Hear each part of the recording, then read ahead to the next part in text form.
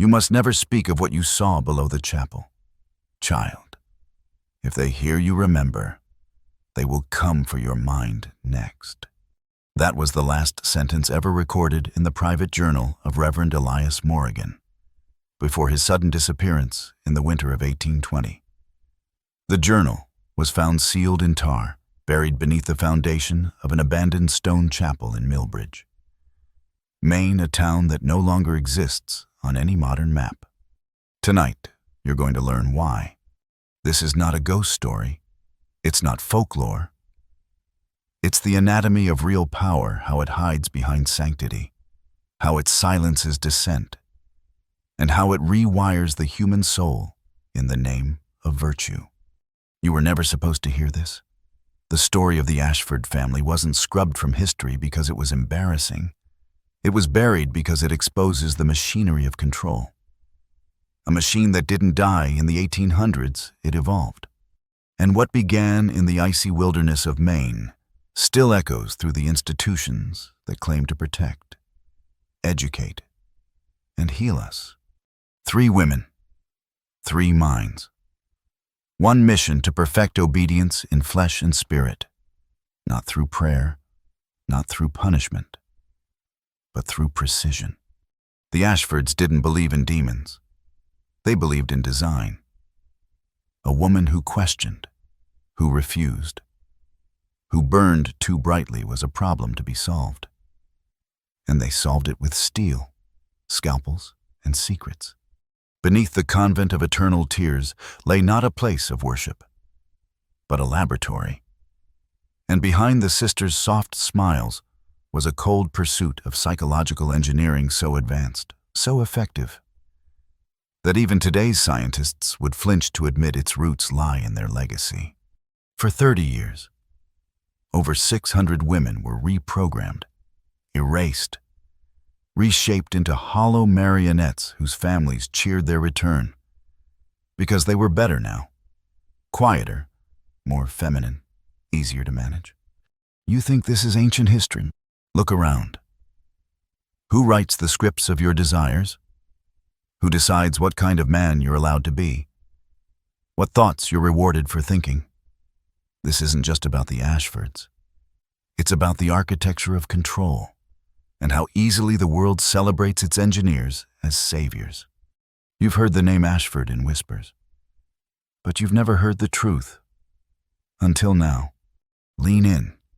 This descent isn't safe, but it will make you see the world as it really is. Are you ready? Millbridge, Maine, 1798. The sky was gray that morning. Not the soft kind of gray that suggests rain or rest, but a lifeless iron sky that swallowed sound and made the breath of every soul in that town feel observed. A wagon arrived. It bore no cross, no heraldry, no symbol of the church, but the women who stepped down from it moved like royalty, or generals. Agatha Ashford, Prudence Ashford, and Temperance Ashford. They claimed to be Anglican refugees, fleeing persecution. But what they fled wasn't persecution, it was prosecution. What they carried with them wasn't faith, but knowledge outlawed even in the most progressive medical societies of Europe. Not because it was false, but because it was true and terrifying. The town saw them as salvation, educated women of God. They brought gold, more than any settler could dream of. Enough to silence suspicion, enough to buy obedience. They built a stone fortress cloaked as a convent. No one questioned why its basement required iron foundations, or why its windows were cut so high only God could peer in. The sisters claimed it was for privacy, for purity, but inside, purity was the last thing practiced. Local carpenters whispered about the strange features they were forced to install, reinforced doors with hidden locks, drainage systems like none had seen before, vents, not for air but for screams.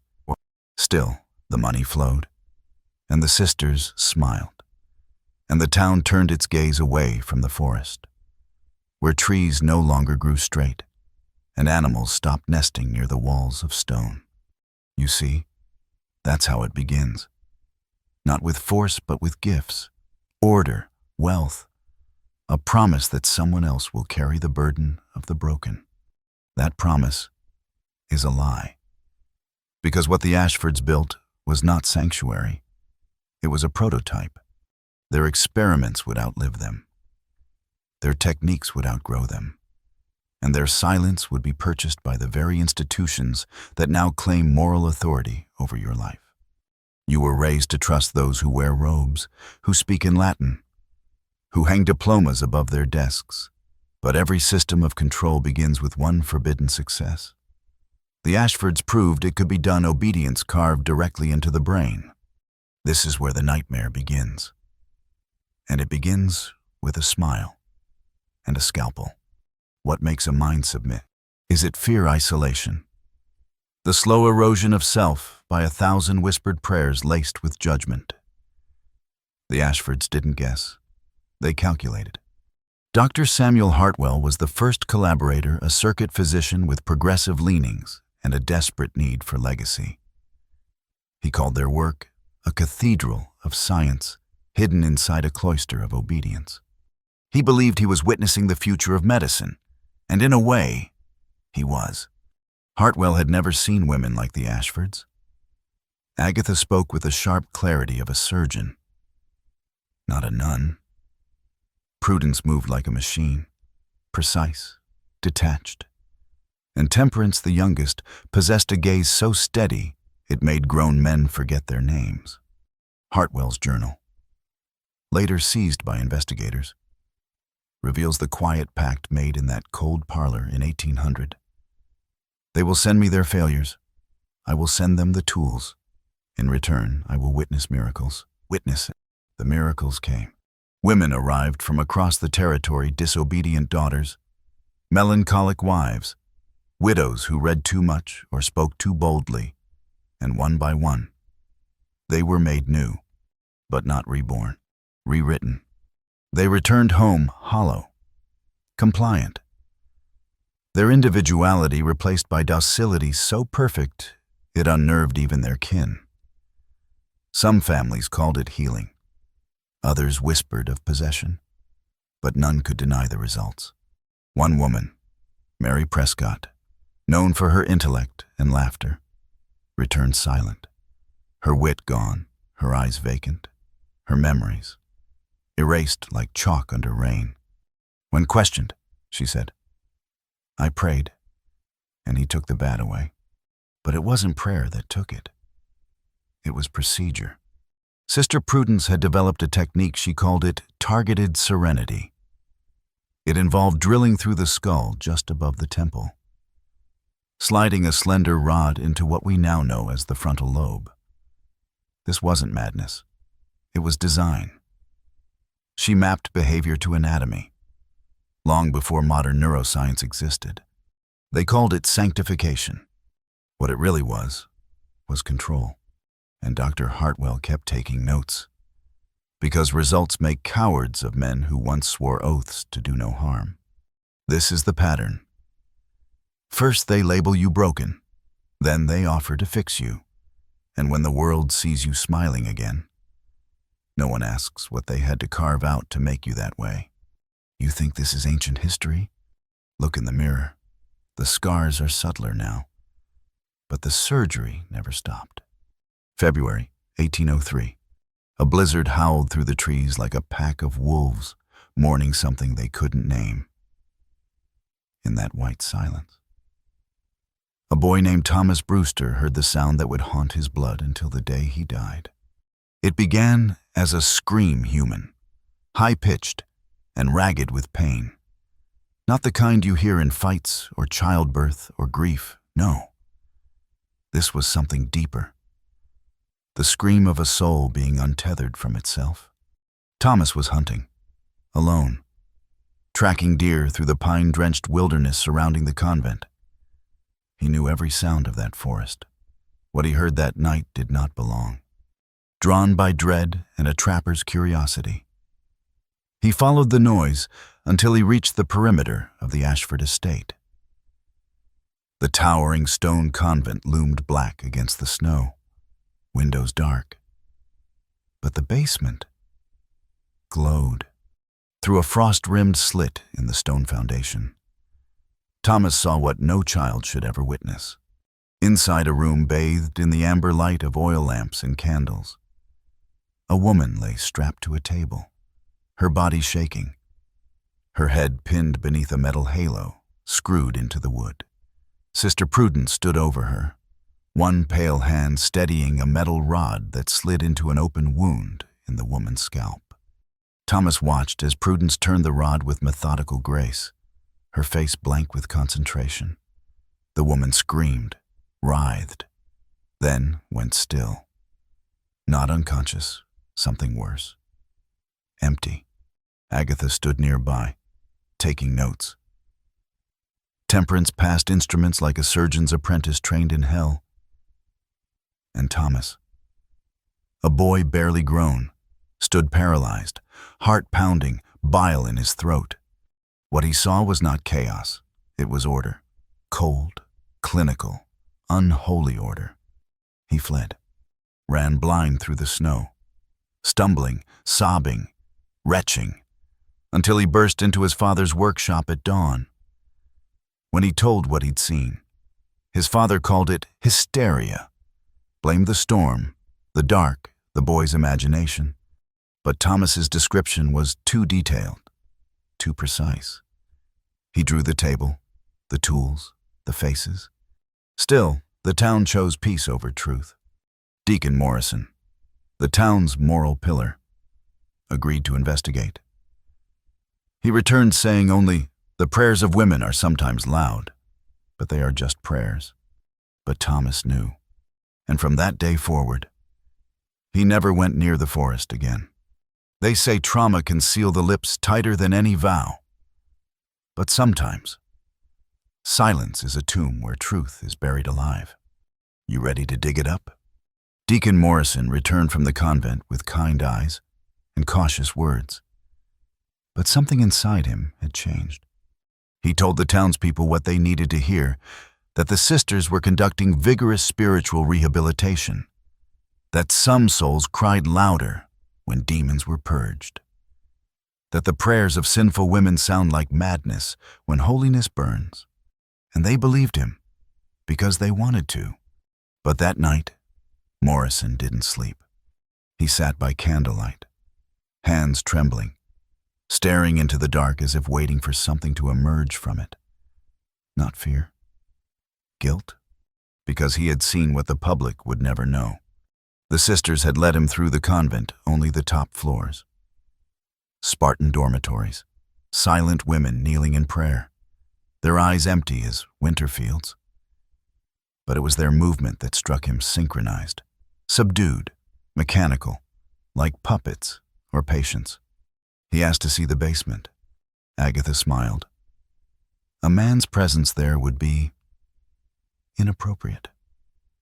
She said, "Our most damaged sisters require delicate intimacy during their purification.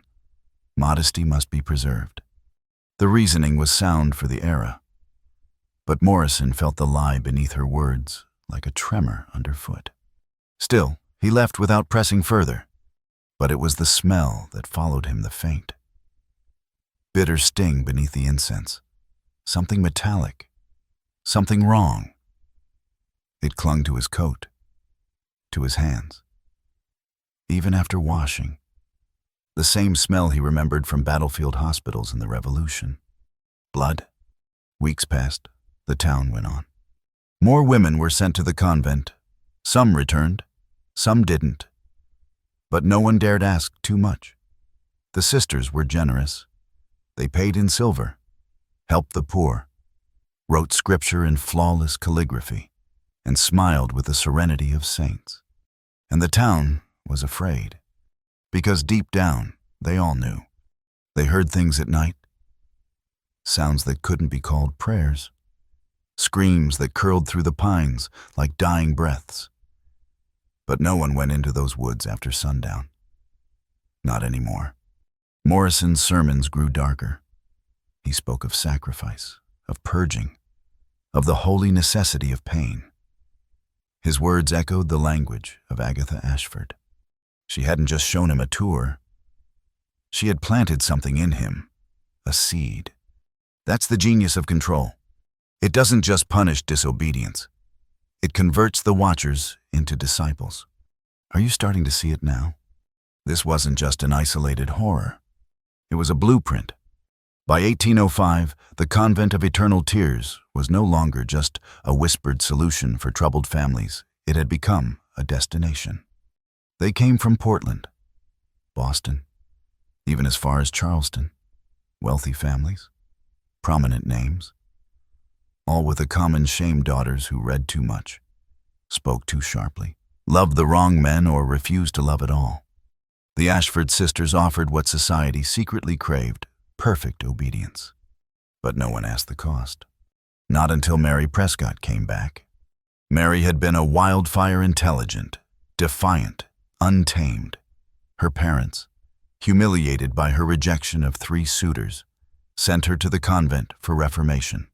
6 months later, she returned. Not healed, hollowed. She smiled on cue. She said all the right things. But the sparkle in her eyes was gone, replaced by glass. Her mother noticed first. Mary didn't laugh anymore. She didn't remember her favorite song or her childhood nickname. She burned her old books without protest. When asked why, she only replied, "The Lord spoke through the sisters." Books make pride. More than strange behavior, it was absence. The person who had been Mary was no longer there. When her mother confronted Dr. Hartwell, he praised the sisters' brilliance. "They've corrected her disturbances. The rebellious energies have been neutralized. She is at peace." But Mrs. Prescott wasn't fooled. One night, while brushing Mary's hair, she noticed something horrific: thin, surgical scars along the scalp. Delicate, deliberate, like incisions made to access the mind itself. When asked, Mary simply said, "I was unclean. They helped me forget." But she hadn't forgotten everything. At night, Mary would sit upright in bed, eyes wide, whispering fragments of Latin and English phrases in a voice not her own.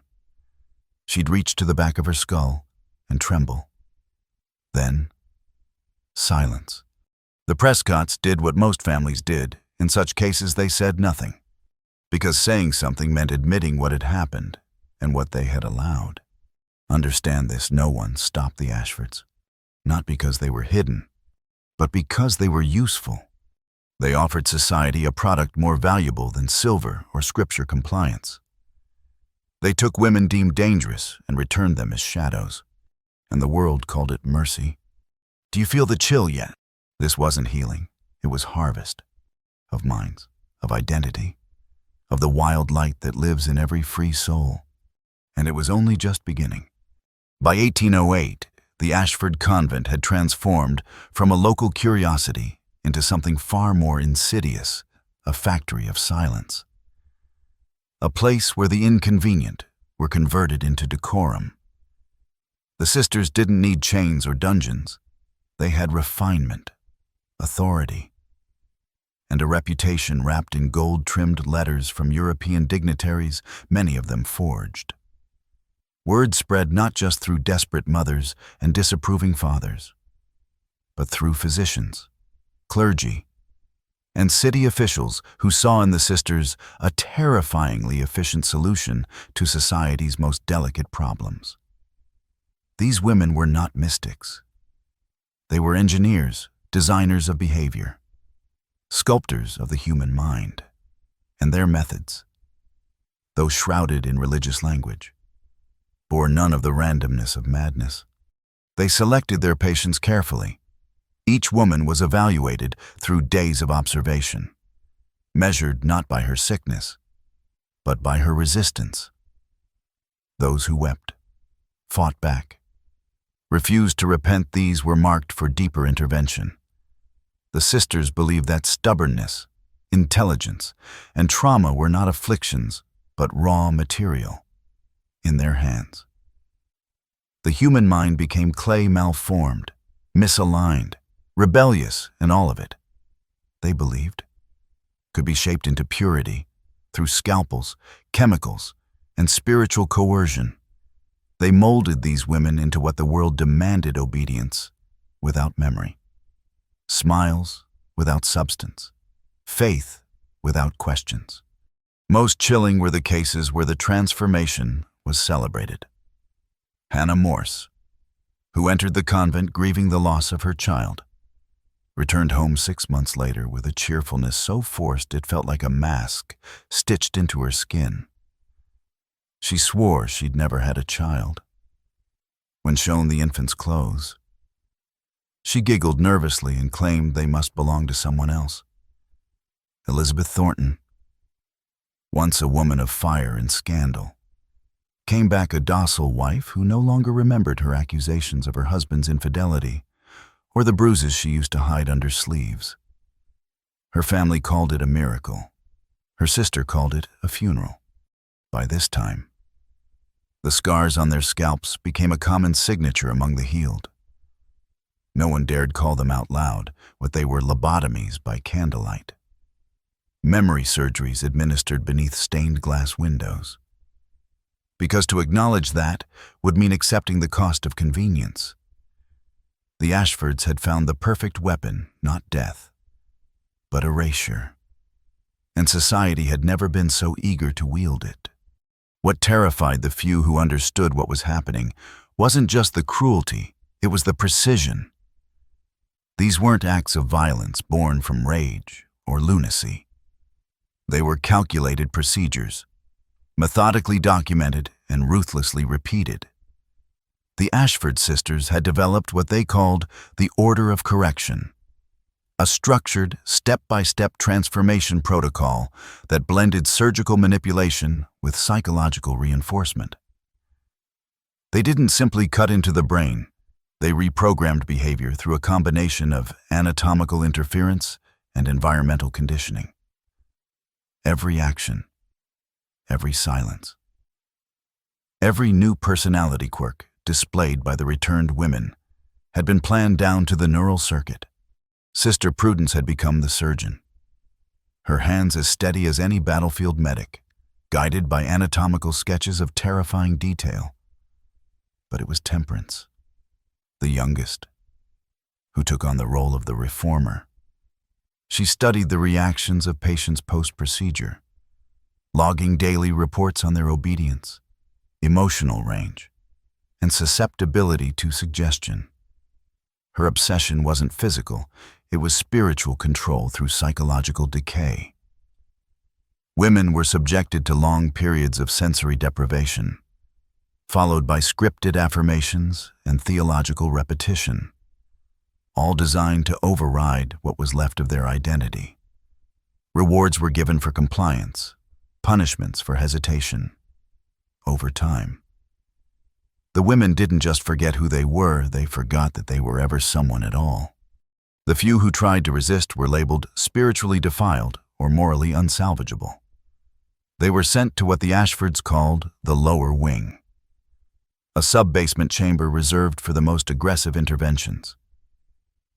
These women rarely returned, if they did. They emerged as silent shadows, unresponsive, vacant, and medically ruined.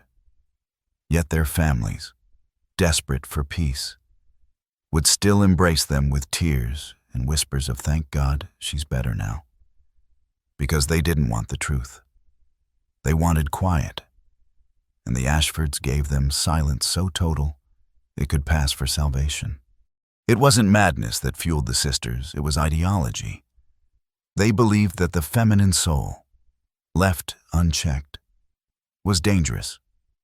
That independence, curiosity, and emotional intensity were flaws to be eradicated in the name of virtue. What they built wasn't a convent.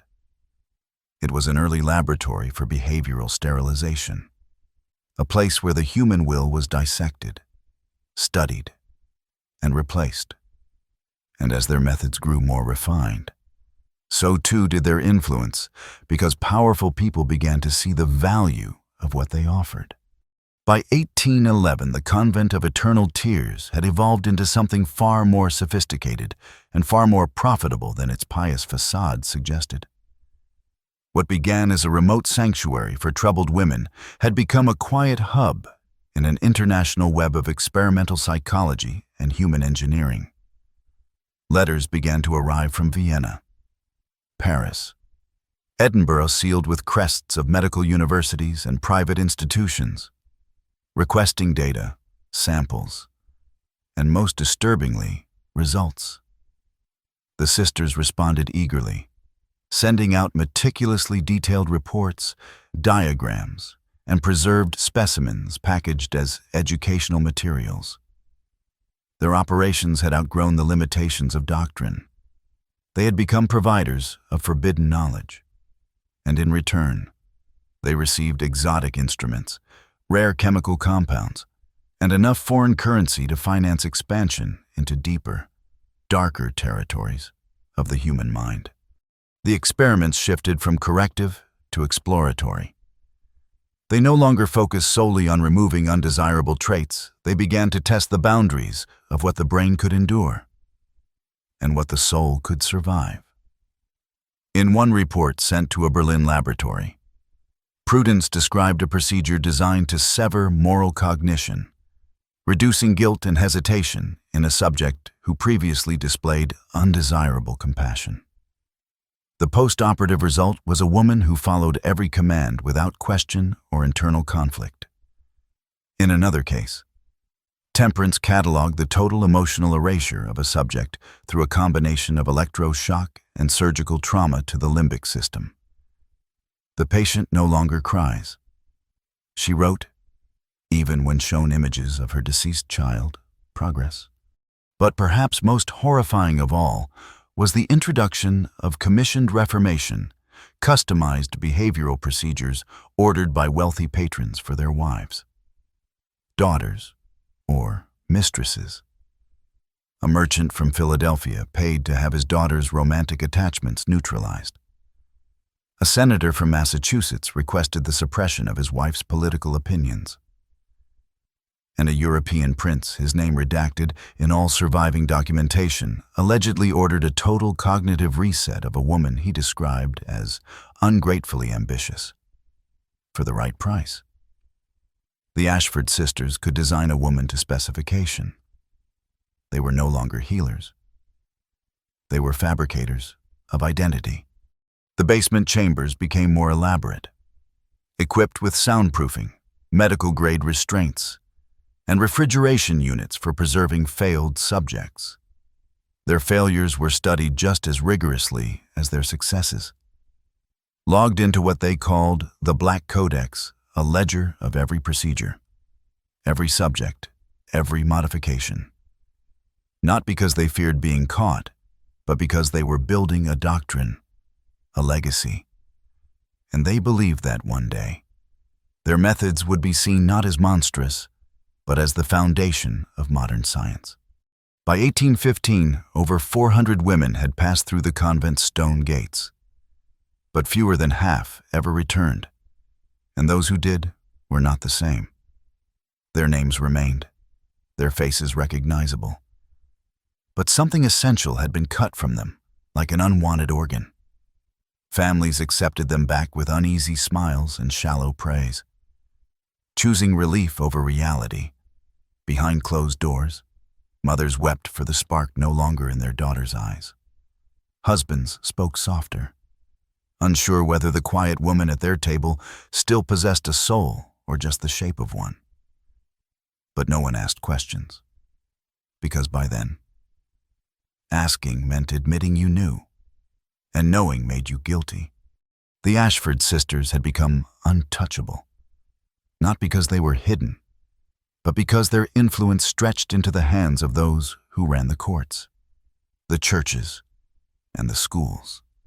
Dr. Jonathan Whitmore of Harvard Medical School began referencing their techniques in his lectures, though he never named them. Instead, he spoke of emerging European innovations in neurosurgical behavior correction, citing diagrams that had been traced from Sister Prudence's sketches.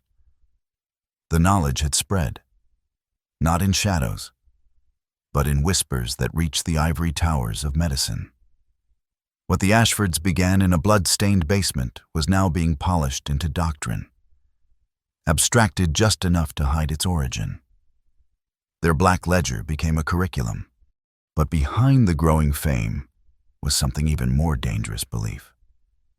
The sisters had started to see themselves not just as pioneers, but as chosen vessels, prophets of a new human design. Agatha's writings from this period shift from clinical analysis to theological justification. "We are sanctifying flesh," she wrote. "We are removing the burden of original sin from the mind itself." To them, every surgery was a sacrament, every scar a baptismal mark. They no longer feared exposure, because they believed history would vindicate them. The world would eventually see obedience not as loss, but as salvation. And still, the townspeople of Millbridge watched the trees from their windows at night, pretending not to hear the sounds that rose from the forest's heart. They told themselves it was wind, wolves, old plumbing, anything but what they knew in their bones, that something ancient and unnatural had been allowed to bloom in stone and silence, and that every scream swallowed by the convent's thick walls was the price they paid to preserve the illusion of order. The turning point came in 1818, when Sarah Whitman arrived unlike any woman the Ashford sisters had ever processed. She wasn't broken. She wasn't afraid. She came with the full force of her mind intact, even after being betrayed by her own blood. Her crime, as judged by her powerful Boston family, was unwed motherhood and a refusal to surrender her child or name the father. When persuasion failed, they labeled her mentally unstable and delivered her to the convent like a crate of defective goods. But Sarah was no ordinary subject. She had read the same medical texts that Dr. Hartwell once studied. Her father's library had been extensive, and she had absorbed it with a hunger that the sisters would soon regret underestimating. From the moment she arrived, Sarah observed everything: the layout of the halls, the schedule of the nuns, the pattern of treatment rotations. She recognized the behavioral signs in the other women, not illness, but aftermath. She noted the vacant eyes, the odd stiffness in movement, the way their responses seemed rehearsed and hollow, and most telling of all, she saw the scars, not from injury or accident, but deliberate cranial incisions, carefully hidden beneath growing hair. These were not patients. They were subjects. And Sarah, despite her imprisonment, began preparing for something few inside those walls ever considered escape. But first, she documented, with ink made from berries and scraps of paper hidden in the lining of her undergarments. She recorded everything: observations, names, procedures, routines. She played compliant, adopting the hollow stare, echoing the prayers, letting them believe she was breaking. And as they ramped up their efforts, solitary confinement, temperature manipulation, sensory deprivation, she remained silently calculating. Even Sister Temperance, with all her psychological manipulation, failed to pierce the wall of Sarah's inner world. The sisters believed they were eroding her resistance. What they were really doing was sharpening her edge. Sarah understood something the others had forgotten, that when a system builds itself on obedience, its greatest enemy is memory, if she could survive long enough to escape. The truth she carried would be enough to shatter the Ashford machine. But she knew she had only one chance, because once the sisters moved her to the basement for intensive sanctification, there would be no Sarah left to rescue, only a smiling shell. The storm came at midnight, violent, sudden, and unrelenting. Rain battered the slate roof of the convent like the knuckles of an angry god, and thunder cracked overhead as if the sky itself had grown impatient. Floodwaters began to rise in the lower chambers, triggering chaos among the sisters as they scrambled to protect their instruments, notes, and most chillingly, their preserved specimens. In that chaos, Sarah Whitman saw her chance. While the sisters barked orders and servants hauled crates up from the sub-basement, she slipped unnoticed into the forbidden corridors, her bare feet silent on the cold stone, her heart pounding not with fear, but with purpose. What she found in the flooded rooms confirmed every nightmare, every suspicion, every truth she feared might only live in the corners of her mind. Rows of surgical tables bolted to the floor, restraints worn smooth from use, walls lined with shelves of labeled jars, human tissue, brain fragments, notes attached in tiny, perfect handwriting, charts documenting behavior before and after procedures, most marked with coldly efficient summaries, undesirable trait eliminated, subject compliant, in one locked cabinet. She found a red ledger, soaked but salvageable. It contained over 200 names, ages, conditions, and results. The names weren't just locals. They came from every corner of the eastern seaboard, and far too many ended with a single word: expired. She stuffed what she could into her clothes, fragments of pages, tissue-wrapped samples, anything she could carry. Time was collapsing. She could hear voices echoing from above, the sisters regrouping. But Sarah had memorized every hallway, every blind corner, every maintenance stair. She moved like breath through the spine of the building, avoiding light, avoiding memory. This was no longer escape, it was exfiltration. She wasn't just running for her life. She was running with evidence that could burn the entire edifice of false sainthood to the ground. By dawn, she had made it to the woods free in body, if not in mind.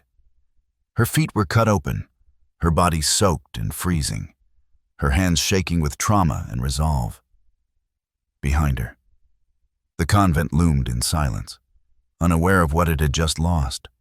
For the first time in decades, one of their subjects had slipped through the cracks.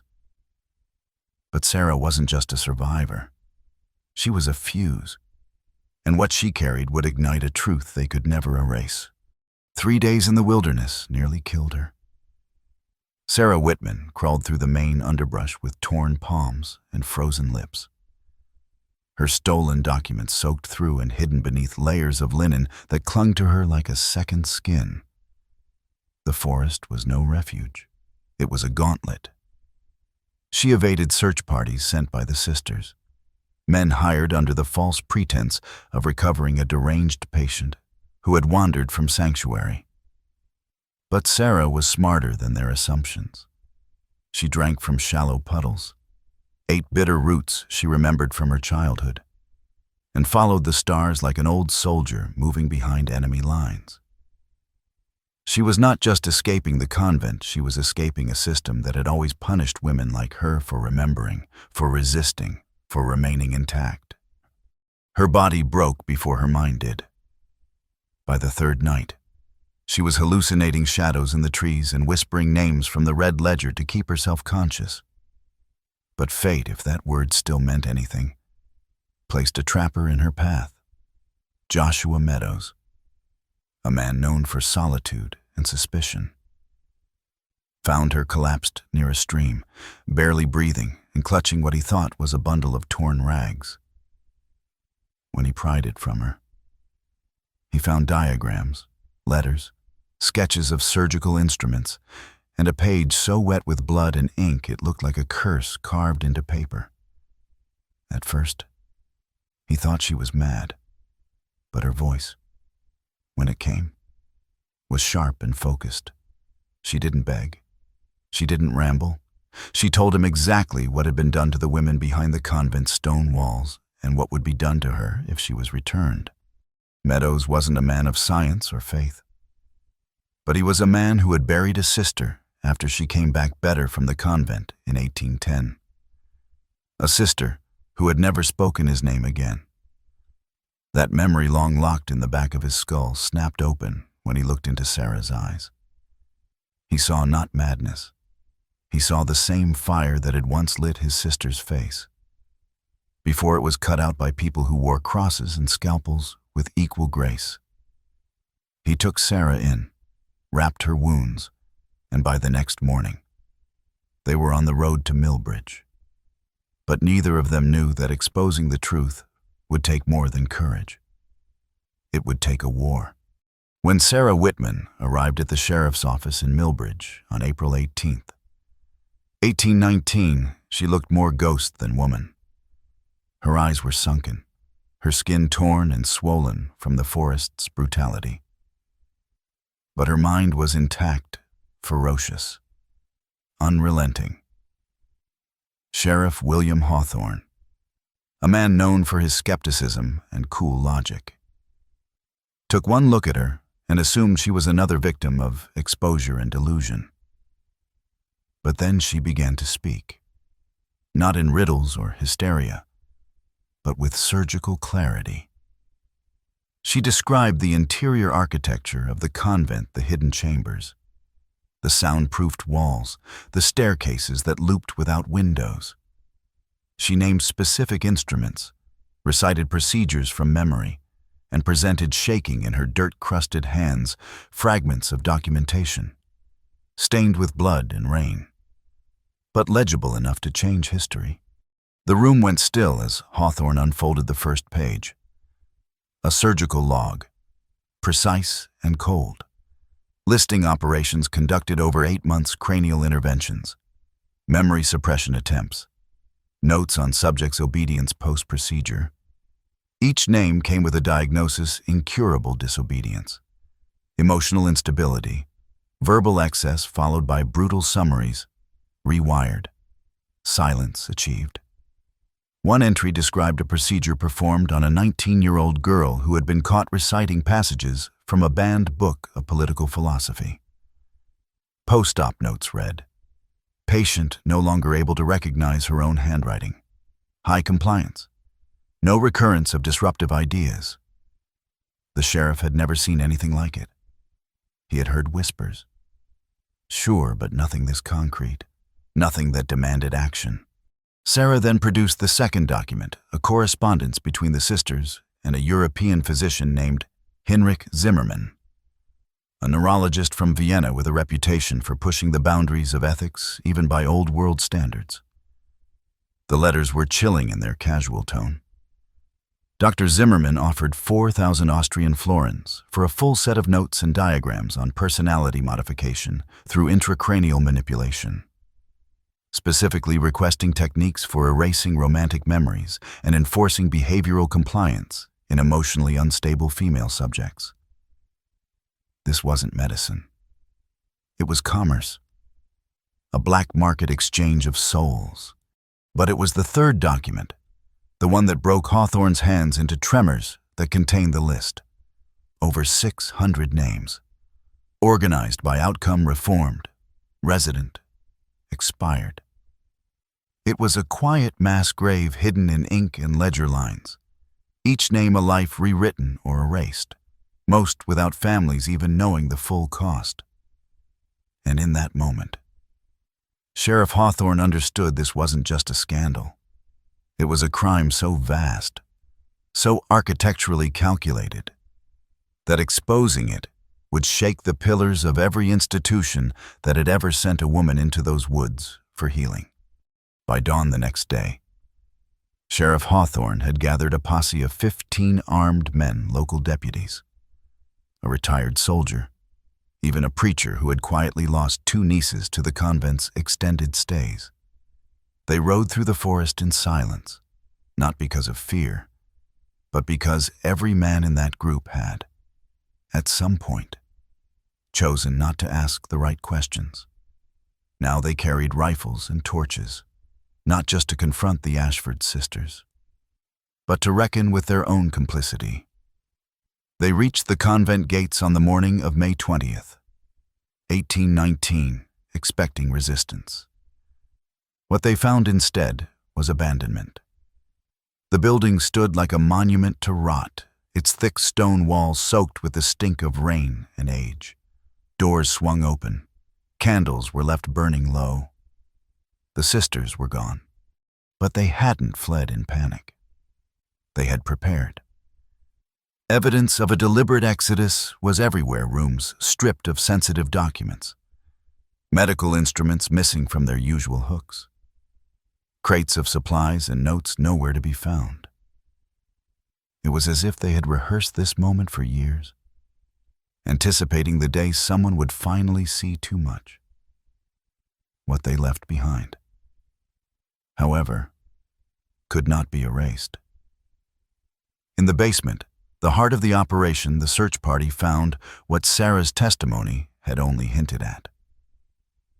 The operating chambers were real stone floors with drainage grooves, bolted tables with leather restraints, surgical lights powered by intricate oil-fed mechanisms. But the most chilling discovery was hidden behind a false wall in the sub-basement. There, preserved in jars of alcohol and formaldehyde, were human remains, 47 bodies in varying states of dissection and decay, each tagged with notes that matched entries in the black ledger. Some were missing sections of skull. Others showed signs of repeated surgeries. Most were women in their late teens or early 20s. All bore the same expression, frozen in death, slack-jawed, eyes wide, not with terror but with absence. They had been hollowed out long before their final breath. Along the far wall, a shelf of labeled brains floated in glass like grotesque trophies, each etched with symbols and notes describing behavioral outcomes. No one spoke for a long time. Even the most hardened among them, the former soldier who had bayoneted men in war, vomited in the corner before collapsing to his knees. This was not madness. It was organization. A structure of suffering so refined it had transcended barbarism and become something colder, systematic, clinical, sacred in its self-righteousness. The Ashfords hadn't escaped justice. They had simply outpaced it. The raid sent ripples through Maine like a stone dropped into stagnant water. Sheriff Hawthorne's official report, though restrained by the language of civility, could not conceal the enormity of what they had uncovered. News reached Portland, then Boston, and within weeks, federal marshals arrived, followed by representatives from medical societies and the church. But the Ashford sisters had vanished without a trace, leaving behind only the ghosts of their patients and the horrific documentation of their work. It became immediately clear that this was no rogue operation hidden in the wilderness. It was a node in a network, a carefully masked collaboration between silent institutions and eager clients who had, for decades, treated human identity like clay to be sculpted or erased.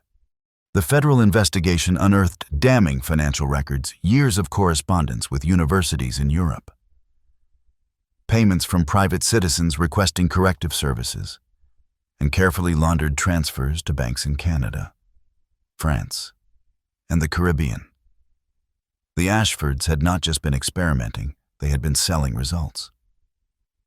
Research data from their procedures had made its way into the hands of physicians, professors, and even early psychiatric hospitals that would go on to shape modern understandings of female psychology.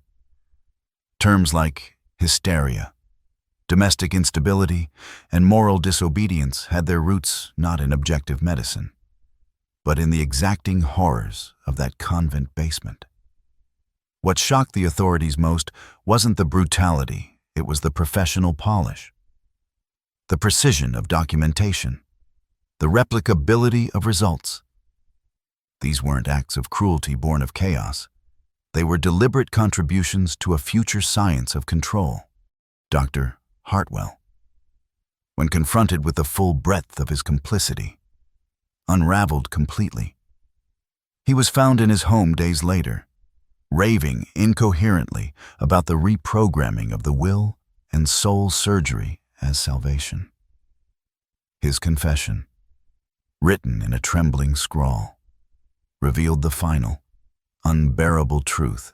The Ashford Sisters were not just trained physicians, they had once been lauded prodigies of European medical circles. Dr. Agatha Brennan, Dr. Prudence Ashford, Dr. Temperance Ashford. Expelled not for incompetence, but for ethical violations so extreme, even the most progressive institutions recoiled. Their medical licenses revoked, their names stricken from record. They had fled to America not to escape punishment, but to finish what they started. Free from scrutiny, protected by religion and isolation. And now, they were gone. Not dead, not defeated, just missing. With money, contacts, and the knowledge of how to disappear. Because what they had built was never meant to stay in Maine. It was a prototype, and somewhere, it would be born again. What followed in the months after the raid was a carefully coordinated effort not to reveal the truth, but to contain it. The federal marshals compiled evidence. Yes, but almost immediately the tone of their investigation shifted from pursuit to preservation. Documents were boxed, sealed, and marked for medical research classification, effectively burying them under bureaucratic frost. Families who had lost daughters were offered quiet settlements and subtle threats. Church officials distanced themselves, citing forged letters and disavowing any affiliation. And the medical institutions that had received the sisters' research, they simply renamed the techniques, sanitized the language, and continued publishing papers that traced their lineage back to a convent no one was allowed to name. The truth was too volatile not just because of what had been done, but because of who had benefited behind closed doors. The discoveries at the convent sparked something even more dangerous than outrage ambition. Medical journals began to quietly reference unorthodox advancements in cognitive correction, drawing on findings that mirrored the Ashfords' methods with unnerving precision. In university laboratories, researchers attempted to replicate memory erasure and emotional suppression using animals first, then orphans, prisoners, and the institutionalized, and always under a different name: eugenics, behavioral rectification, electroshock integration. The language changed, but the purpose remained: reshape the human mind to better serve the structures of power. What began in the hidden bowels of the Maine wilderness was spreading through the very veins of Western medicine, education, and law. The Ashford Sisters hadn't just created a system, they had mapped the future. Meanwhile, in Millbridge, silence settled over the town like ash. The convent was burned to the ground by locals who could no longer bear the weight of proximity to such evil. No monument was built. No public reckoning ever occurred. Just the charred remains of stone and bone beneath pine needles and snowfall. Sarah Whitman, hailed briefly as a hero, was quietly pushed to the margins. Her story made too many people uncomfortable. Her face reminded them of what they'd allowed to grow in their backyard. She left Maine under an assumed name, relocating to California, where she lived the rest of her life in relative obscurity, teaching, surviving, refusing to forget. But forgetting is exactly what they wanted you to do. And if you've made it this far, you already know that silence is never a coincidence. It is a tool, a strategy, a blueprint. By the mid-19th century, the Ashford story had already begun its descent into myth. With no arrests, no trials, and no graves. The narrative fragmented into rumor, regional ghost tales, and a handful of medical anomalies whispered about in locked university halls. But the truth hadn't vanished. It had simply been transmuted, absorbed into the bloodstream of larger institutions that knew how to cloak atrocity beneath respectability. The Ashford methods, stripped of their origin, were repackaged under clinical names and fed into the growing disciplines of neurology and psychiatric reform. Techniques for managing female behavior through targeted neurological intervention began appearing in asylum protocols. Memory suppression experiments, behavioral reprogramming, and trauma-based conditioning found their way into state-funded programs, and no one asked where it all came from. But behind the doors of private societies and old money circles, the Ashford name never died. It became something else entirely, a symbol not of shame, but of success. Wealthy families who once quietly sent their daughters to the convent now passed down the tale like a secret lineage. Your great-grandmother returned from Maine, a better woman. One letter reads, "Thanks to the sisters' discipline in these circles." The Ashfords were not monsters. They were pioneers. Their legacy whispered in boarding schools, in private clinics, in the margins of old medical journals. They had done what no one else dared, made obedience permanent. And to those obsessed with control, that was sacred. It was during this period that symbolic references to Ashford protocols began appearing in encoded letters exchanged between early behavioral researchers. These weren't mainstream scientists, they were men and women operating in the shadows, conducting off-the-record studies with institutional funding, but no ethical oversight. Some of them, decades later, would help found what we now recognize as the darker arms of government-sponsored mind research. Programs like MK Ultra did not appear from nowhere. They were seeded by blueprints left behind in places like the Convent of Eternal Tears. The sisters may have vanished, but their work endured, passed like contraband knowledge through generations of gatekeepers who understood its value and knew precisely when to invoke it. And yet, in all this, not a single public apology was ever issued. Not a single family was formally compensated. No statue was raised for the hundreds of women who vanished behind those stone walls. Because to do so would require admitting that the system itself, not just 3 women in a forest, was built on the quiet annihilation of anyone who refused to submit. And that admission, even now, is something the world still isn't ready to make. By the early 20th century, the Ashford legacy had fully metastasized into the spine of institutional psychology. The names had changed, the language modernized. But the spirit of the work, the cold, calculated disassembly of the human will remained untouched. Universities taught methods of emotional regulation and behavioral compliance in women's institutions without ever citing the source. Electroshock therapies, surgical interventions, and chemical suppression became tools of normalization, all sold under the guise of progress. But the ghosts of the convent lived in the margins footnotes that never mentioned the hands that first etched the diagrams. Techniques repackaged for courtrooms, hospitals, and schools. What had once been viewed as deviant became standard, and the Ashfords, though officially erased, had become immortal through method. Behind closed doors, more advanced techniques were being trialed, many echoing the very processes temperance had once pioneered in secret sleep disruption to fracture the ego.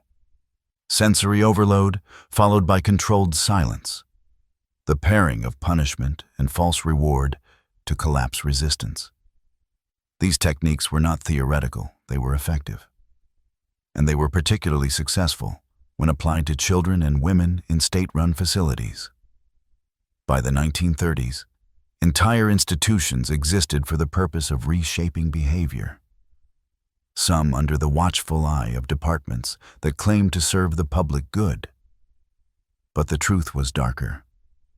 These places were not sanctuaries. They were continuations of a philosophy born in a stone convent hidden in the Maine woods. A philosophy that asked, why reason with the soul when you can remap the brain? Meanwhile, survivors like Sarah Whitman faded into obscurity, their warnings dismissed as the exaggerated recollections of a traumatized woman. The few who tried to republish her memoir faced backlash from academic circles. Unfounded, lacks peer-reviewed verification, reads like fiction. But of course it read like fiction, because no one wanted to believe such horror could be real. No one wanted to admit that women had been remade like dolls in surgical theaters while the world applauded their newfound obedience. And certainly no one wanted to connect the dots between the past and the system still running silently in the present. This is the part where most stories would end. But this one doesn't. Because the Ashfords didn't die in that forest. They evolved, and their work didn't vanish. It was inherited, because when something is useful to power, it doesn't get destroyed. It gets institutionalized.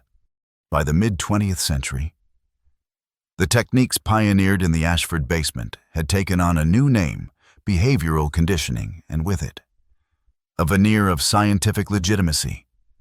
Government programs, often shrouded in secrecy, began testing these methods on non-compliant individuals' runaways, political dissidents, minority populations, and of course, women, in institutions and orphanages, in reform schools and psychiatric wards.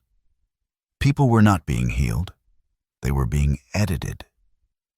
Techniques like drug-induced regression, electroconvulsive shock, and isolation chambers were introduced not to restore mental health, but to fragment identity, just as Temperance Ashford had once done with nothing but darkness, cold, and a carefully timed whisper.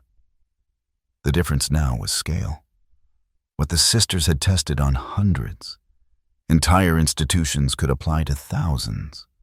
What made it worse was how easy it had become to justify. The state called it protection. The medical community called it progress. The public called it unfortunate but necessary. But behind the polished terminology, the same underlying truth persisted. Systems of control never die, they refine. They become cleaner, more palatable, and more deeply woven into the fabric of accepted normalcy. By the time the world began to whisper about the horrors of MK Ultra, of forced sterilizations, of memory manipulation and sensory erasure, the trail was already cold. But if you knew what to look for, the patterns, the structure, the language, you could trace it straight back to the stone walls of the Convent of Eternal Tears. Even the terminology remained eerily familiar. Cognitive correction, moral recalibration, emotional realignment. These weren't new concepts, they were just the old rituals. Recast in scientific dressings, Agatha would have approved. And make no mistake, the people funding these programs weren't monsters hiding in shadows.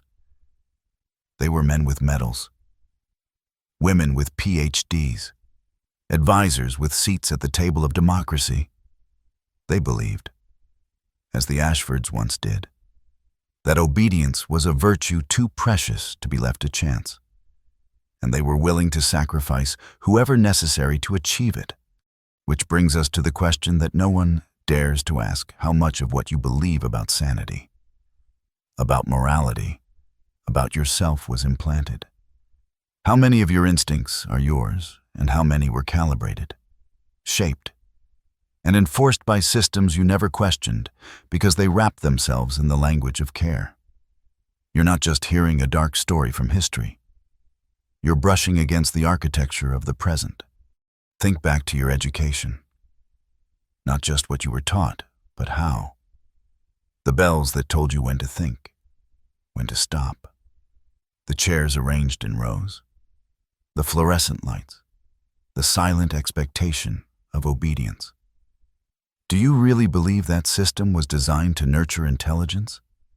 Or was it designed to calibrate behavior, to mold you not into a thinker, but into a unit? an agreeable participant in a machine much larger than yourself. That's the brilliance of the Ashford legacy. Their methods didn't end in the convent. They were absorbed, rebranded, and mass-produced. And the greatest trick of all, they convinced the world it was for your own good. In the decades after the convent's exposure, institutions across the Western world quietly incorporated the core Ashford principle: obedience through disruption. You don't need to torture someone to control them. You only need to destabilize their inner world, then offer a structure to replace it. It's why modern psychological interventions so often focus on disassembling unhealthy thought patterns without ever questioning who defines what's healthy. It's why trauma, when systemically applied through war, media, economic instability, can make populations malleable. And it's why, in moments of vulnerability, people cling to authority not because it protects them, but because it gives their disordered minds something familiar to obey. What the sisters did with scalpels and scripture, institutions now achieve with algorithms and diagnostics. But here's where it gets personal. If you're a man watching this, especially in a system that has long told you how to think, feel, and act, you've been conditioned to fear stillness, to equate rage with strength, to mistake numbness for discipline. You've been taught to suppress your intuition, your dissent, your hunger for something real. And when those inner voices finally begin to scream, the system offers you a diagnosis, a pill, a program, a new improved version of the same confinement, just without the leather straps. You call it treatment, but underneath it, the echo is the same: be quiet, comply, forget who you are. So now I'm asking you to do what Sarah Whitman did. Remember, not just what they told you, but what they tried to make you forget. Your instincts, your questions, the subtle discomfort that something has always been off in this world. If you're starting to feel it now, good. You were never meant to sleep forever. There's a reason stories like this don't make it into textbooks. Not because they're false, but because they're dangerous, too revealing, too uncomfortably close to the machinery that still operates behind the smiling mask of modern society. The Ashford sisters weren't aberrations. They were early adopters. They understood what governments, medical boards, and intelligence agencies would later realize on a massive scale: that true control doesn't come from domination. It comes from the ability to edit identity. Not all at once, slowly, incrementally, through structure, through routine, through the quiet insistence that obedience is sanity, and that rebellion is a pathology. And when the process is complete, the subject doesn't know they were changed. They believe they chose it. You see it now in the clinical terms meant to replace the old language of sin and virtue. Adjustment disorder, oppositional defiance, gender incongruence. What was once heresy or madness is now rendered sterile and manageable, coded for treatment. Not understanding. The tools have changed medications instead of restraints. Cognitive behavioral modules instead of psalms, but the objective remains conformity, streamlined and efficient, in every generation. There are those who don't fit, and instead of asking why, the system seeks to fix them, to file down the edges, bleach the complexity, hollow out the resistance, and when the procedure is finished, they call it success. But some people, just a few, resist the reprogramming. Not because they're immune, but because something in them refuses to forget. A fragment, a flicker, a dream that doesn't belong. These are the ones who wake up in the middle of the night with their heart pounding, unsure why they feel like they've been erased and rewritten 1,000 times. These are the ones who recognize that the voice in their head isn't always theirs. And these are the ones who, when they hear stories like Sarah's, don't dismiss it. They feel it, deep in the bones, because their scars may be invisible, but they were carved by the same hands. And if you've made it this far, you're likely one of them. You're not just watching a video. You're remembering. You're seeing, maybe for the first time, that the world you were taught to trust was built on the shattered minds of those who resisted. This isn't a conspiracy theory. It's a recovery of stolen memory. If you feel that, if this is awakening something inside you, then comment the phrase, "I return to the original signal" twice. Once for who you were before the programming, and once for who you're about to become. The phrase isn't a gimmick. It's a key. When you write, "I return to the original signal" twice, you're not just engaging with content. You're reclaiming a part of yourself that was buried, overwritten, silenced. That signal is older than language. It's the instinct that tells you something is wrong when everyone else says it's right. It's the feeling that your anger isn't dysfunction, it's resistance. It's the knowing that your numbness isn't depression, it's suppression. Commenting that phrase isn't for the algorithm. It's for the part of you they've been trying to overwrite since the day you were taught that obedience was noble and questioning was dangerous. And make no mistake, this signal has been broadcast before. In underground journals, outlawed texts, coded letters passed between dissidents in every century. The Ashfords tried to cut it out with steel. Governments have tried to drown it in pills. Schools smother it with standardized answers. Even religion, when twisted by power, teaches you to fear it, because once you hear it clearly, once you feel it humming beneath your skin, you begin to disobey, not recklessly, not violently, but absolutely. You start making choices they didn't pre-approve. You start asking questions that make your voice shake. You begin remembering not just facts, but who you were before they told you who to be. That's why this story had to be erased. Not because it was terrifying, but because it was recognizable. Because every man who's ever looked in the mirror and seen a stranger staring back has brushed against this same machinery. Every man who's been told to calm down, stay in line, play the game has felt the cold pressure of systems built not to protect, but to shape, suppress, and extract. And every man who's ever been called broken, dangerous, or sick for simply refusing to be molded is carrying the same spark Sarah Whitman carried when she ran through that forest with torn feet and a mind no one could edit. So if your hands are trembling as you type those words, good. It means your programming is weakening. If you feel like something old is waking up, it's because it is. And if you've made it to this part of the story, you're no longer just a viewer, you're a carrier.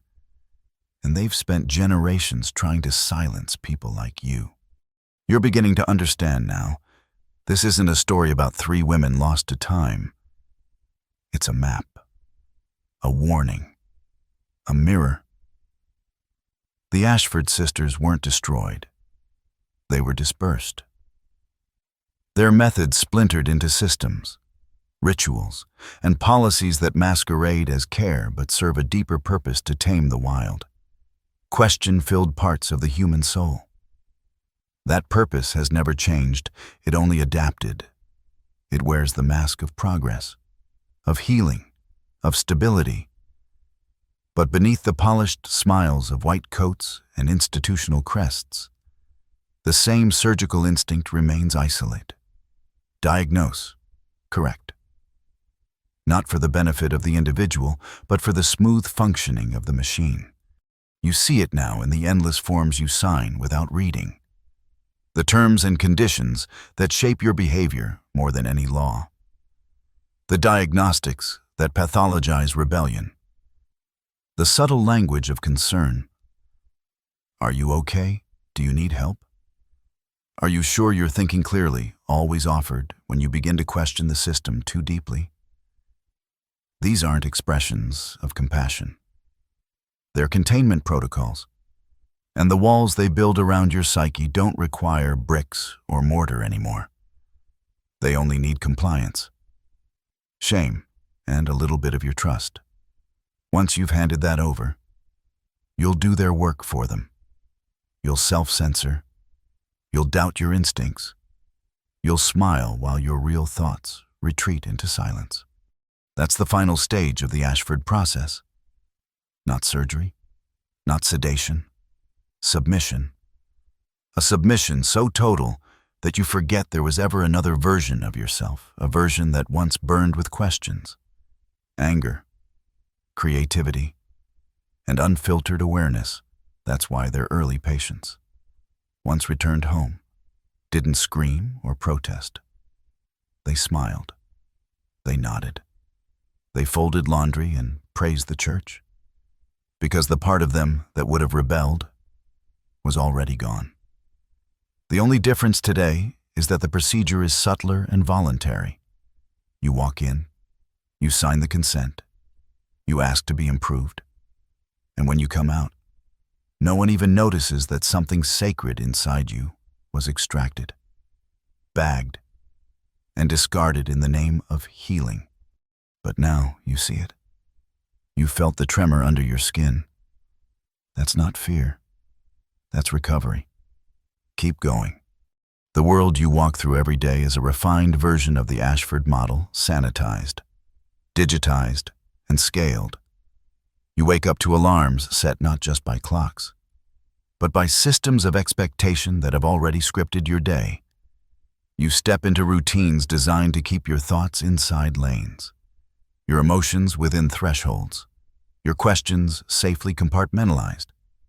If you deviate, if you withdraw, lash out, or express something unsanctioned, there's a structure ready to pull you back in.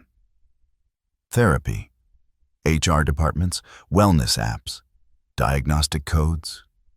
You'll be told it's for your own good, that you're adjusting, coping, realigning. But deep beneath the clinical language is the same dark engine the Ashfords perfected in their stone convent obedience by erasure. The women they silenced were only the beginning.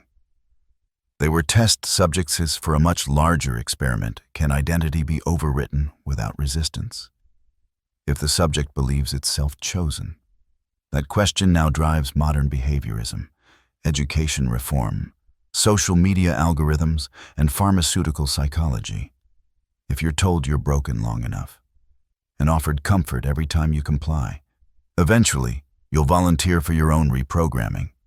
You'll welcome the numbing, the sedation, the flattening of your emotional spectrum. You'll call it peace.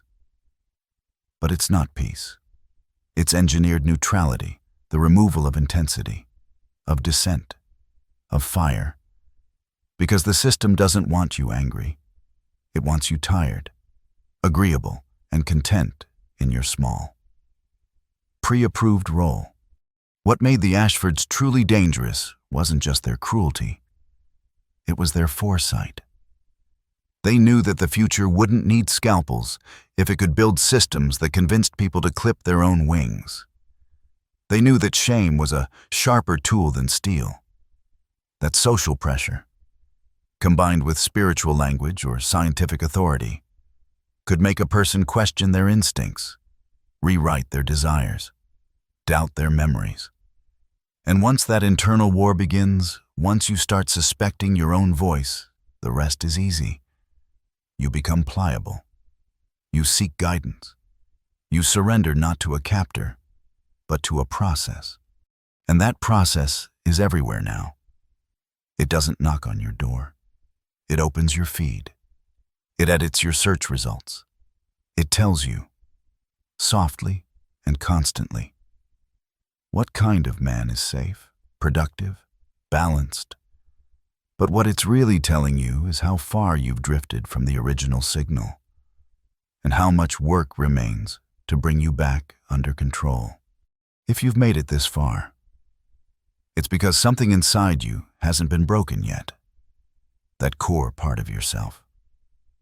The part that doesn't flinch when truth comes dressed in horror is still intact. But make no mistake, they've tried. Every commercial that tells you you're not enough, every news segment engineered to push fear and submission, every wellness product promising peace if you just stay quiet, it's all part of the same inheritance. You were born into a world that doesn't need your awakening. It needs your compliance. The Ashfords may have fled their stone walls, but their philosophy now pulses through glowing screens and polite policy documents. The surgical tools are digital, the scars are invisible, and the programming runs beneath the conscious level. They understood something essential if you convince someone that their rebellion is illness. They'll beg you for treatment if you cloak control in care. The patient will hand you the knife. And if you can turn the most primal human instincts, rage, grief, lust, fear into something to be managed rather than explored, you can domesticate an entire species, not through war, through therapy, through education, through slow, methodical detachment from the inner voice that once roared like a lion and now whimpers in well-phrased affirmations. I am calm. I am safe. I am fine. These are not healing words. They are sedatives masquerading as self-talk. And you've been given them because your power, your instability, your inconvenient truth frightened them. You were never meant to be agreeable. You were not designed to be numb, regulated, or predictable. You were meant to carry the chaos of your lineage, the wildness, the hunger. The impossible, knowing that you are more than this life, has tried to compress you into. That's why stories like this get buried. Because they don't just inform you, they rewire the lens. They change how you hear your own thoughts. They make the quiet voice inside your head start to sound less like fear and more like truth. And once that shift begins, once you stop mistaking discomfort for dysfunction, there's no going back. You don't return to normal after this. You see too much. You remember too much. And that, more than anything, is what they've worked so hard to prevent, not your anger, not your rebellion, but your remembrance of who you were before the leash was slipped around your soul. The legacy of the Ashfords endures not because it was protected, but because it was useful. Systems do not preserve monsters out of nostalgia. They preserve methods that work. What began as crude neurosurgical control in a stone convent became the foundation for modern techniques of behavioral modification, institutional compliance, and corporate emotional engineering. The sisters proved a concept that others were too afraid to name that identity is malleable when pain is applied precisely, and that the human spirit, despite its mythos, can be broken and rebuilt to serve. Their journals, once dismissed as the ravings of exiled fanatics, now read like technical manuals for the quiet war being waged inside every modern man's psyche. You are not just resisting discomfort, you are resisting a design.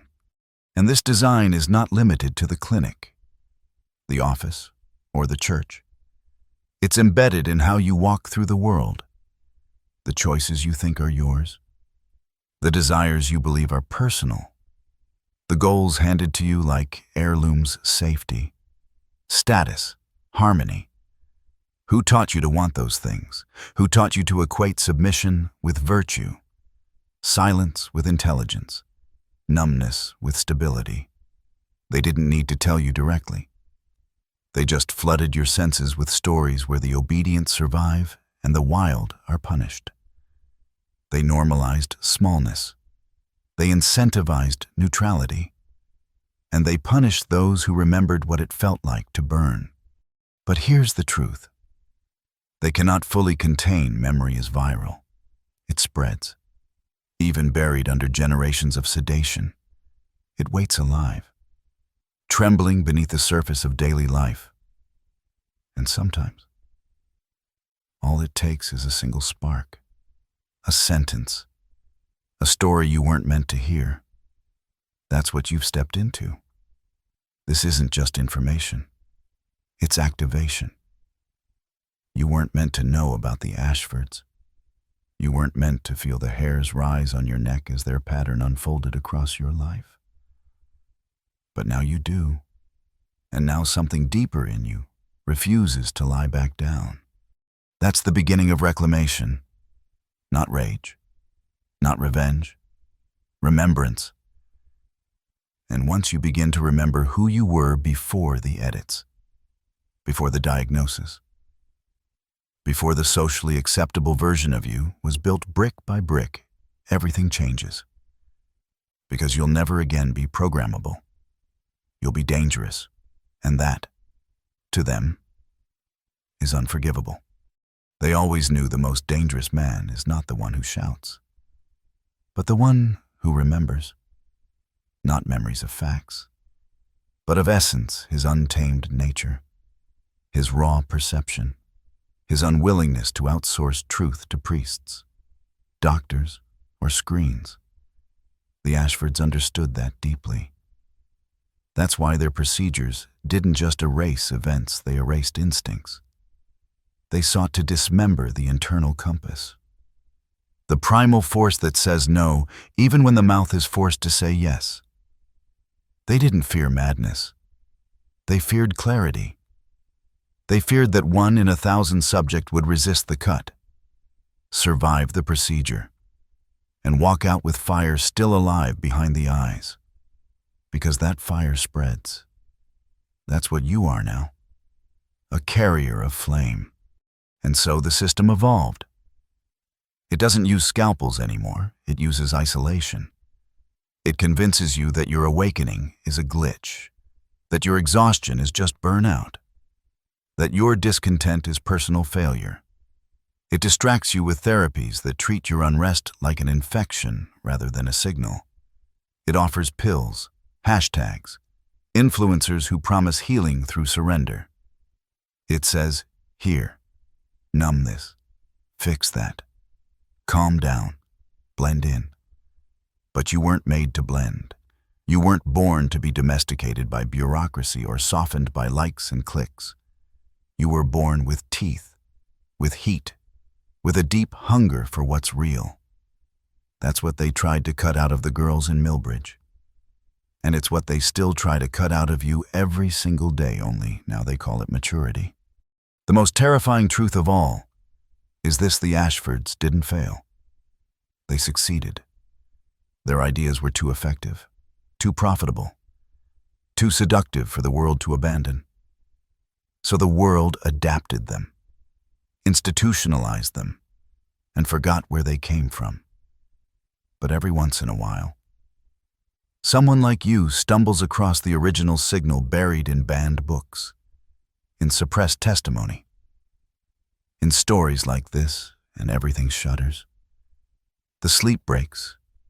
The edits flicker, and for a moment, you see the cage for what it is: beautiful, clinical, and built for the comfort of your captors. Don't go back to sleep. Don't trade this vision for convenience. You're standing at the edge of something rare and irreversible. And if you step forward, you'll never be programmable again. You'll be sovereign. And sovereign men terrify every system built on silence. The question that remains the one they pray you never ask is simple. What would your life look like if you had never been edited?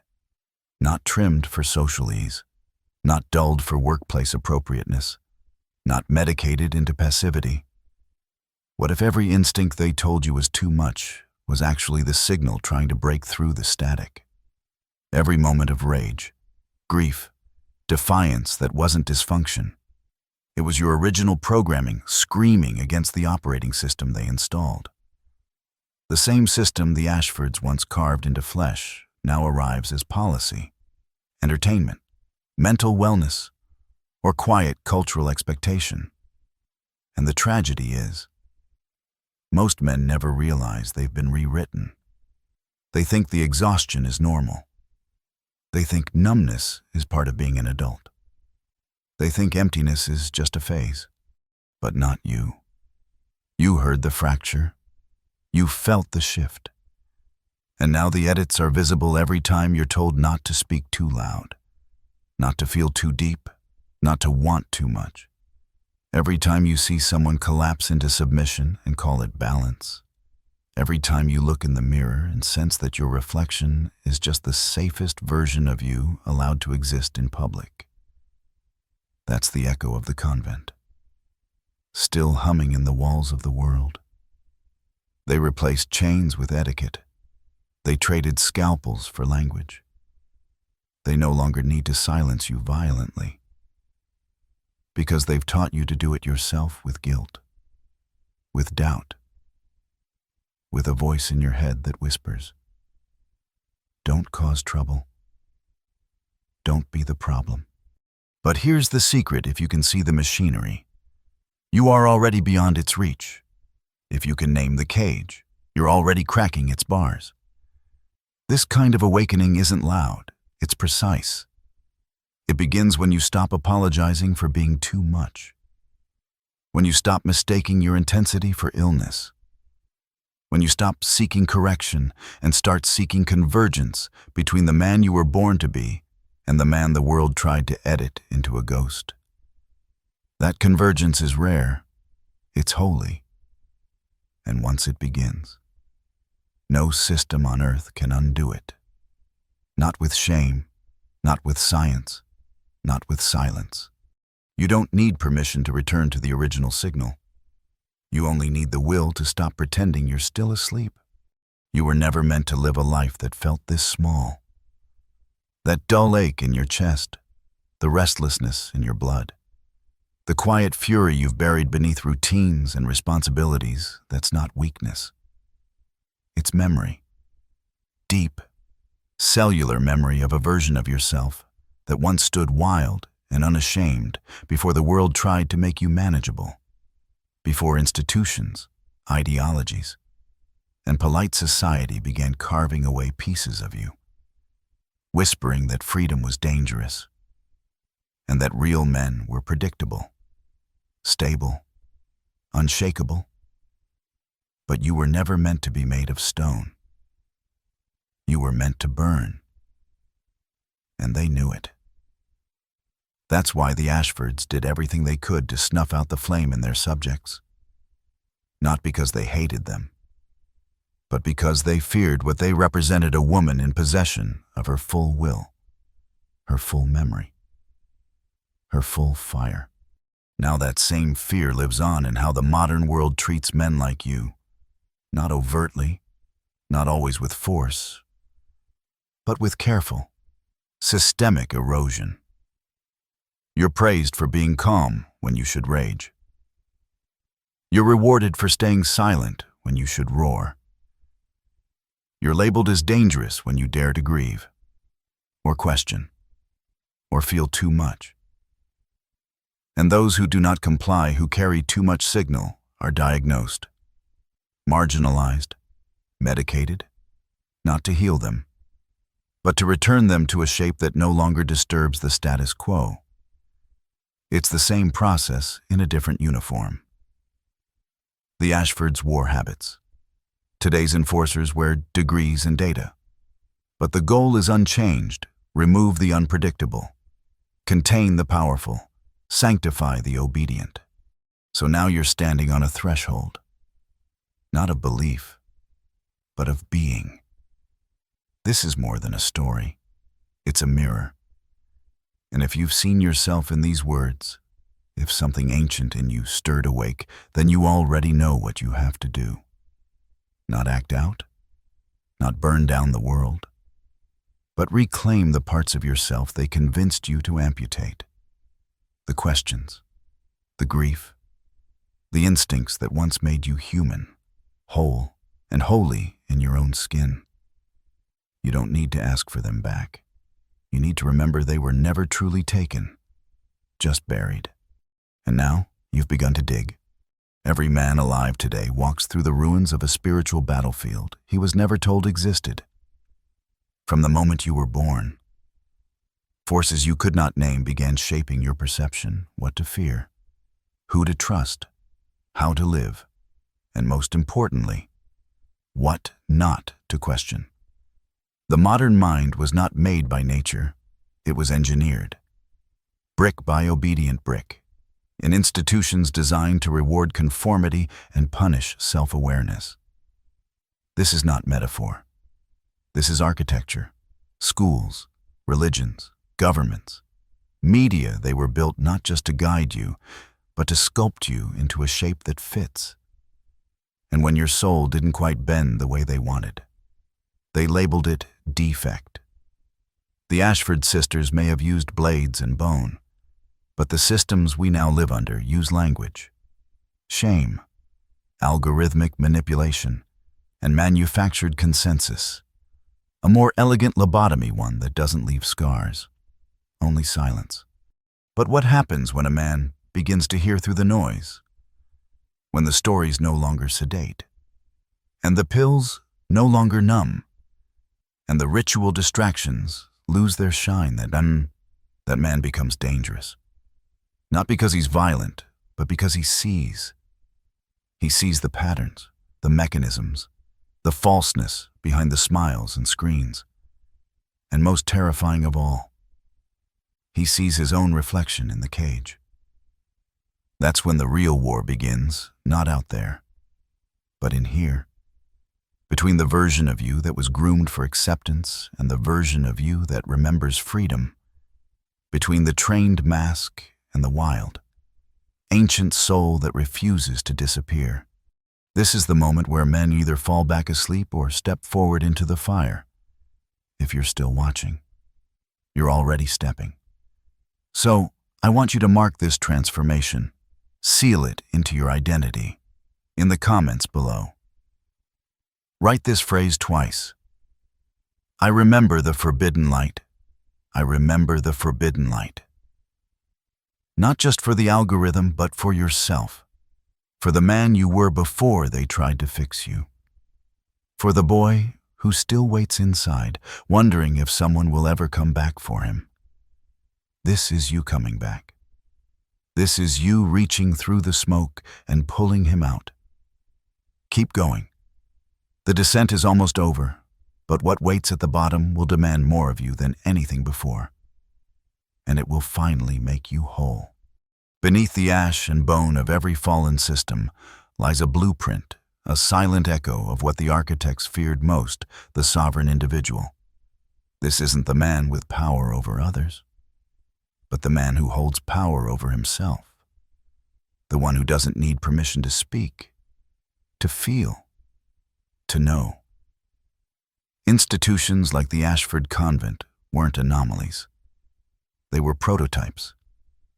What they tested in secret, the erasure of memory, the reprogramming of behavior. The creation of compliant identities has now been refined into the operating logic of everyday life. You were not meant to wake up at dawn and feel empty. You were not meant to stare into glass screens for answers that never come. You were not meant to distrust your instincts, your anger, your longing. But when you suppress these things long enough, the part of you that resists begins to rot or rebel. And that rebellion is exactly what they fear. Not in the streets, but in the stillness, in the quiet moment when a man says, no more. No more living by rules I didn't write. No more worshiping idols I didn't choose. No more pretending comfort is peace.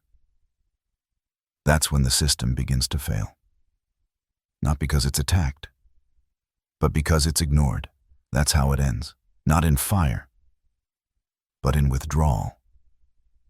When men stop feeding it, stop participating, Stop believing the lie that their only value is productivity, compliance, and external validation.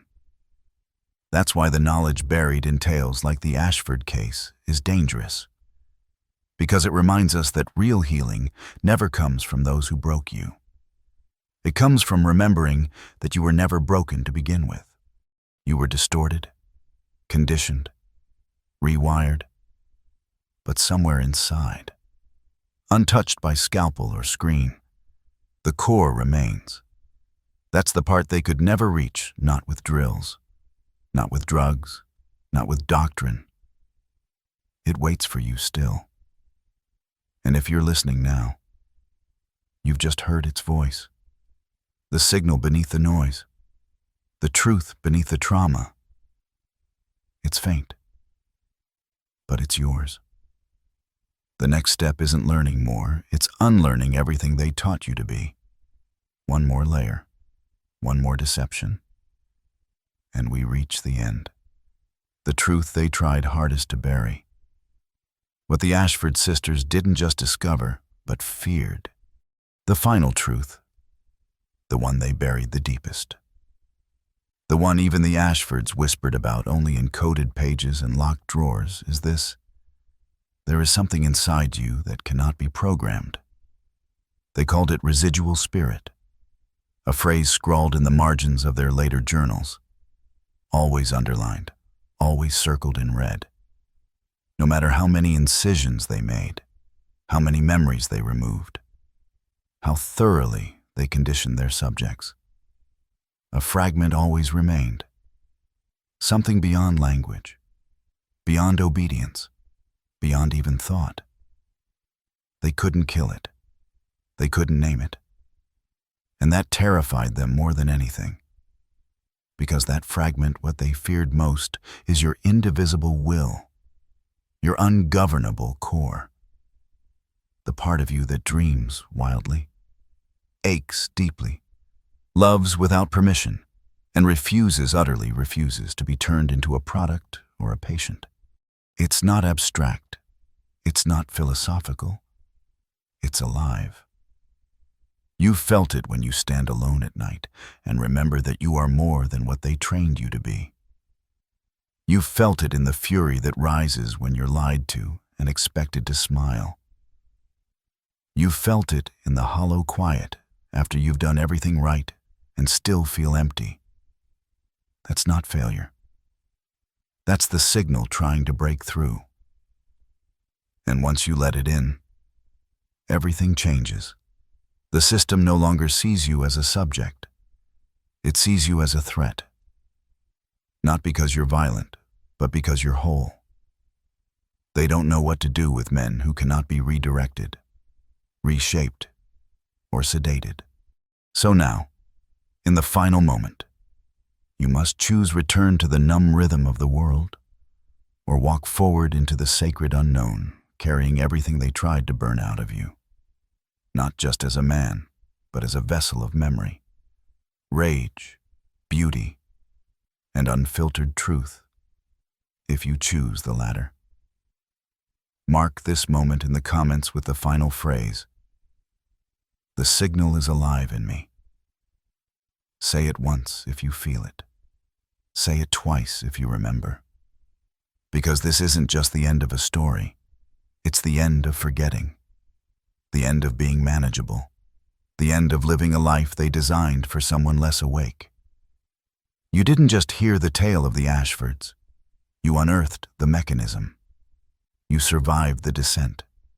And now, you rise not edited, not cured, not obedient, but reborn,